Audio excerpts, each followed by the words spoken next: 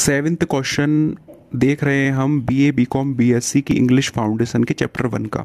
तो seventh question जो है वो इस प्रकार है, give the rhyme scheme of the poem. यानी ये जो कविता है इसकी तुकबंदी की योजना को बताना है।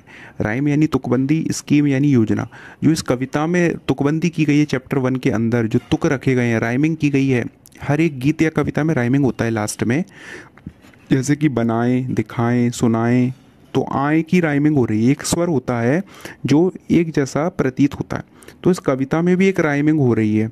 ठीक है, इस कविता में हमें राइमिंग दिखाई दी है। यदि हम कविता को पढ़ेंगे तो इस कविता में राइमिंग हो रही है। उस राइमिंग को हमें बताना है कि किस तरीके से राइमिंग की गई है।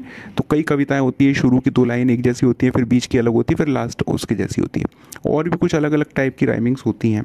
ठीक है, तो हमें इस कविता की राइमिंग बताना है। तो क्या लिखा है आंसर में, हम देखते हैं।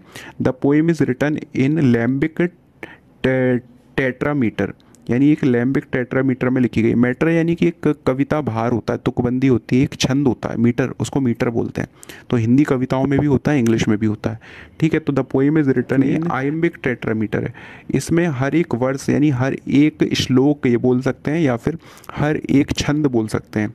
एग्जेप्ट द लास्ट स्टेंजा, वो लास्ट स्टेंजा से एक्सेप्ट करता है। ठीक है, अंतिम अंतिम स्टेंजा जो है, अंतिम छंद, अंतिम पंक्ति जो है वो बार बार रिपीट होने वाली है। ठीक है, follows an AABA rhyming scheme. ये किसको फॉलो कर रही है?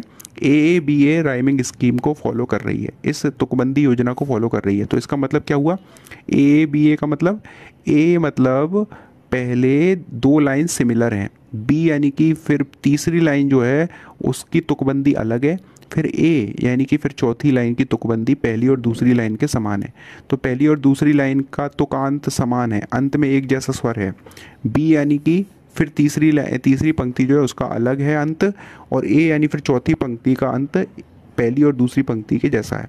विद द फॉलोइंग वर्ड्स, इस प्रकार के छंद हैं।